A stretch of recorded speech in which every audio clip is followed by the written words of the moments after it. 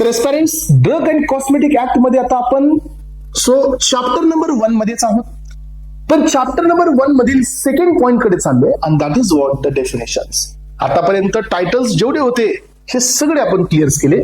कोणते चॅप्टर्स, त्या चॅप्टरच्या अंडरमध्ये कोणते सेक्शन्स आणि त्या सेक्शन मध्ये असणारे व्हॅरिएशन्स, हे आतापर्यंत आपण सगळे क्लिअर केले. आता या सेशन मध्ये आपण काय करतोय, डेफिनेशन्स ला क्लिअर करतोय. We have some important definitions under the drug and cosmetic act. यामध्ये ड्रग आहे, कॉस्मेटिक्स आहेत, मॅन्युफॅक्चरर आहे, अडल्ट्रेटेड आहे, स्पुरियस ड्रग्स आहेत, अडल्ट्रेटेड कॉस्मेटिक्स, स्पुरियस कॉस्मेटिक्स. यानंतर आपल्याकडे वेगळे वेगळे ड्रग स्टोअरच्या डेफिनेशन्स आहेत, केमिस्ट ड्रगिस्टची डेफिनेशन आहे, फार्मसी काय त्याची डेफिनेशन आहे. तर या सगळ्या डेफिनेशन आता आपल्याला 1 बाय 1 पाहायच्या आहेत. यातील पहिली डेफिनेशन आहे दॅट इज कॉल्ड ड्रग. तर ड्रग हा काय असतो आणि how it is differ from the medicine.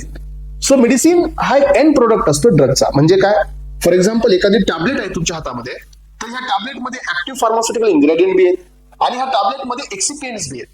So ज्याला टॅबलेटमध्ये एपीआय प्लस एक्सिपियंट्स हे एकत्र येऊन एक डोसेस फॉर्म तयार होतो, दॅट इज कॉल्ड मेडिसिन. पण जर एक एपीआय जर असेल that is active pharmaceutical ingredient, तर तो असतो ड्रग. तो असतो ड्रग ज्याला बायोलॉजिकल ऍक्शन असते पण तो इंडिव्हिज्युअल आहे, that is called drug.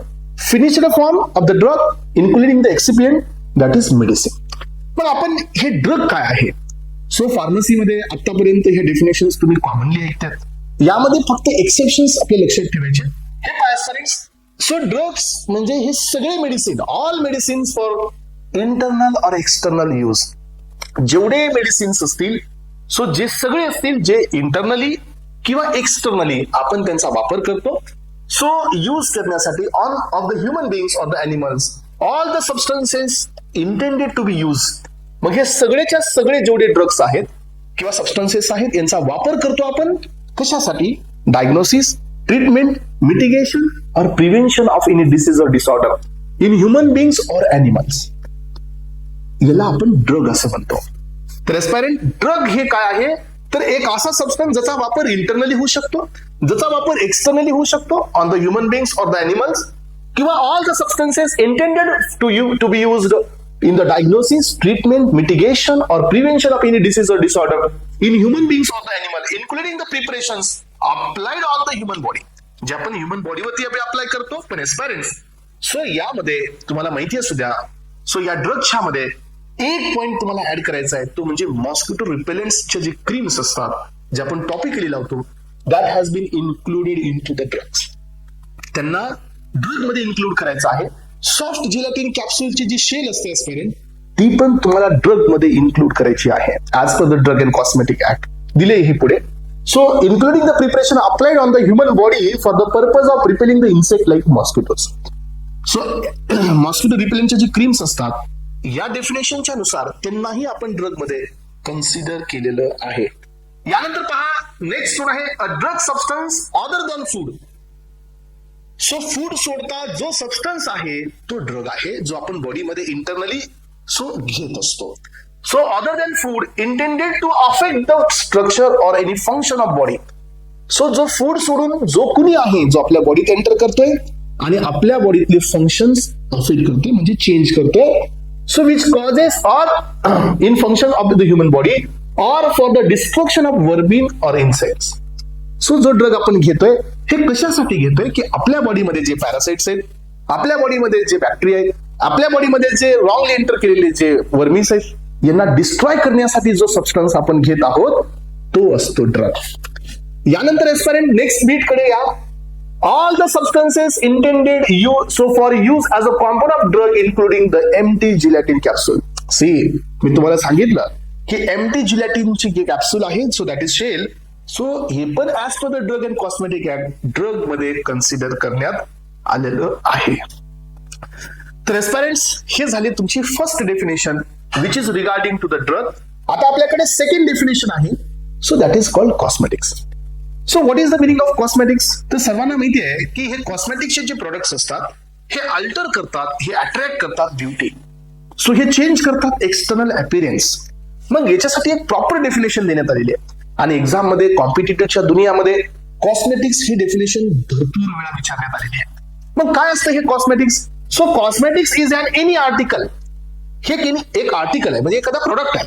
So any article intended to be rubbed, ज्याचा वापर रबिंगसाठी, ज्याचा वापर पोअर केला जातो पोरिंग करून, ज्याचा वापर स्प्रिंकल करून, किंवा ज्याचा वापर स्प्रे करून, और ज्याचा वापर आपल्या बॉडी कॅव्हिटीज मध्ये इंट्रोड्यूस करून, ज्याचा वापर केला जातो, और otherwise applied on the human body, किंवा बॉडीवरती अप्लाय करून, और एनी पार्ट ऑफ द बॉडीवरती अप्लाय करून ज्याचा यूज केला जातो. कशासाठी? सो क्लिनिजिंग साठी, कशासाठी? ब्युटिफाईंग साठी, कशासाठी? प्रमोटिंग द अट्रॅक्टिव्हनेस साठी, और सो अल्टरिंग द अपीरियन्स साठी. या सर्व आर्टिकल्सला आपण कॉस्मेटिक्स असं म्हणतो. सो एस्पेरेंट्स क्लिअर होते का? पहा डेफिनेशन. कॉस्मेटिक्स म्हणजे कोण? Any article so to be poured, rubbed, sprinkles or sprayed or introduced into the body cavities or applied on the body parts. For what? Cleansing. So for what? Attractiveness, promoting the attractiveness, beautifying or altering the appearance. So ह्या सगळ्या आर्टिकल्सला आपण cosmetics असं consider करतो.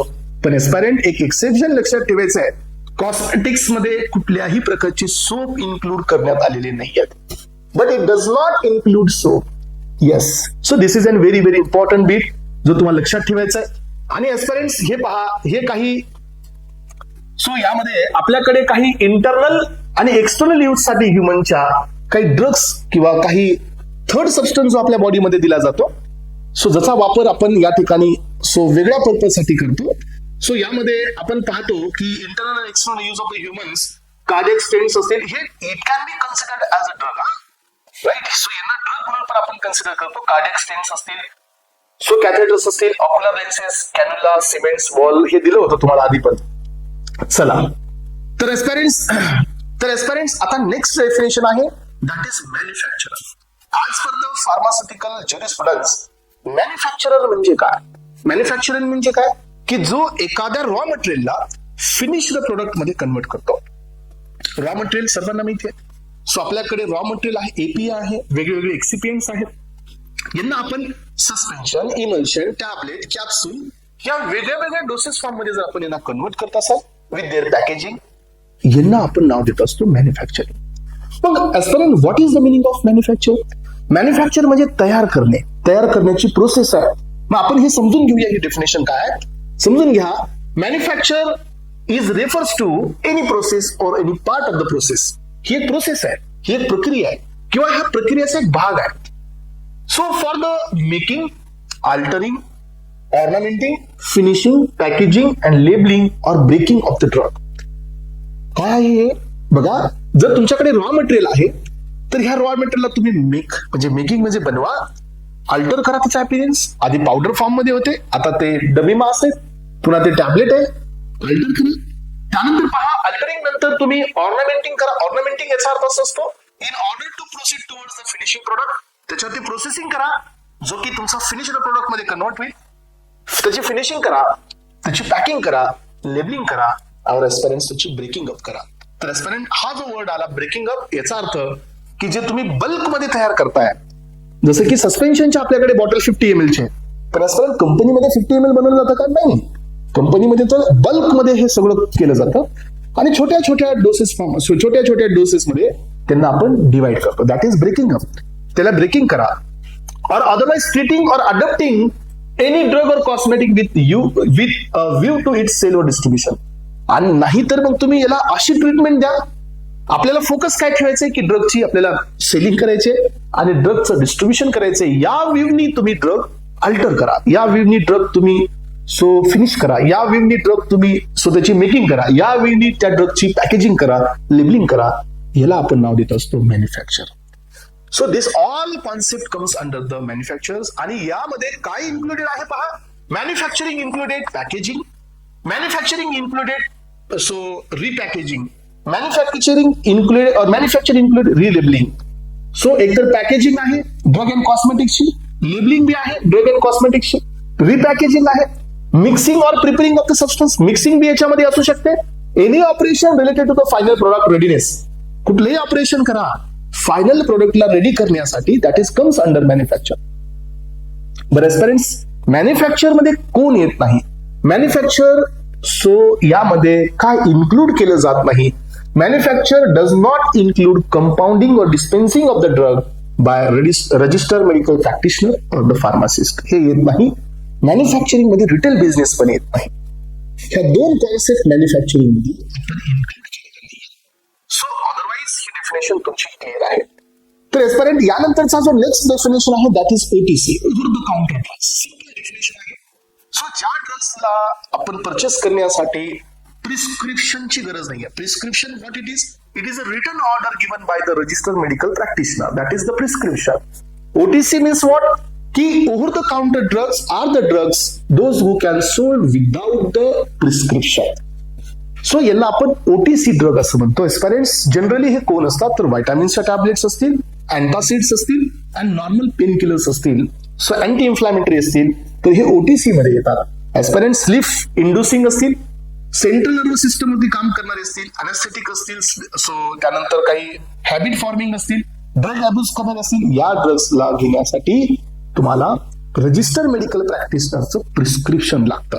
याचा अर्थ that drugs not comes under the OTC. Even antibiotics पण, antibacterial, antifungal, anti cancer हे drugs पण तुम्हाला घेण्यासाठी so you need to have the prescription. So हे ड्रग सो ओटीसीच्या अंडरमध्ये येत नाहीत. ओटीसी म्हणजे प्रिस्क्रिप्शन नसतानाही जे ड्रग्स तुम्हाला दिले जातात. चला, transparent drug store, drug chemist and druggist आणि फार्मसी, ह्या तीन डेफिनेशन मधला मी एका मिनिटामध्ये तुम्हाला डिफरन्स देतो. ड्रग स्टोअर म्हणजे एक गोदाम आहे, एक स्टोअर हाऊस आहे जिथं लायसन्स प्रिमायसिस आहे. म्हणजे त्या जागेला लायसन आहे, बट तिथं क्वालिफाईड पर्सनची सर्व्हिस गरजेची नाही आहे. Not required service of qualified person, that is drug store. Chemist and druggist म्हणजे आपलं मेडिकल शॉप जिथं लायसन्स प्रिमायसिस आहेत, प्लस सो तुम्हाला तिथं क्वालिफाईड पर्सनची गरज बी आहे डिस्पेन्सिंग साठी, बिकॉज तो रिटेल बिझनेस आहे. सो तिथं कस्टमर येतील तर तुम्हाला त्यांना ती टॅबलेट द्यावी लागेल आणि ही टॅबलेट डिस्पेन्स करावी लागेल by only registered medical practitioner. त्यामुळे केमिस्ट अँड ड्रगिस्ट म्हणजे काय? Licence premises plus qualified person. पण तिथं काय नाही होत? सो तिथं ड्रगची कंपाऊंडिंग नाही होत against the prescription. Chemist and druggist it means की लायसन्स प्रिमायसिस आहेत, required of service of qualified person, but it should not compounded any drug against the prescription. कारण का? मेडिकल शॉप आहे, ते मॅन्युफॅक्चरिंगचं युनिट नाही. याचा अर्थ केमिस्ट अँड ड्रगिस्ट मध्ये कंपाऊंडिंग अलाउड नाही आहे. यानंतरची नेक्स्ट डेफिनेशन आहे pharmacy. So it is just like a industry. Licence premises आहेत, विथ क्वालिफाईड पर्सन बी आहेत, आणि त्या ठिकाणी कंपाऊंडिंग केली जाते, म्हणजे ड्रग्स हे मॅन्युफॅक्चर केले जातात. So that is called pharmacy. ह्या तीन डेफिनेशन एस्पेरेंट्स थोड्या हायलाइटेड आहेत. लक्षात घ्या, कधी कधी एखादा क्रॉस क्वेश्चन याच्यावरती येऊ शकतो. सो इथं तुम्हाला दाखवलं गेलंय ड्रग स्टोअर म्हणजे काय? लायसन्स प्रिमायसिस आहे, who do not required the service of qualified person. म्हणजे हे आपलं ड्रग स्टोअर हे गोदाम असतं जिथं आपण स्टोरेज करतो. हे मेडिकल शॉप आहे, लायसन्स प्रिमायसिस आहे, सर्व्हिस ऑफ क्वालिफाईड पर्सन बी आहे, but drug should not be compounded against the prescription. हे आधीच्या वेळेला होतं, before 1940 drug and cosmetic act याच्या आधी. सो 19th सेंचुरीमध्ये ही प्रॅक्टिस व्हायची की प्रिस्क्रिप्शन आल्यानंतर मॅन्युफॅक्चरिंग करून ड्रग दिले जायचे. पण आता असं होत नाहीये. तुम्हाला मेडिकल शॉपमध्ये कुठल्याही प्रकारची कंपाऊंडिंग अलाउड नाहीये as per the drug and cosmetic act.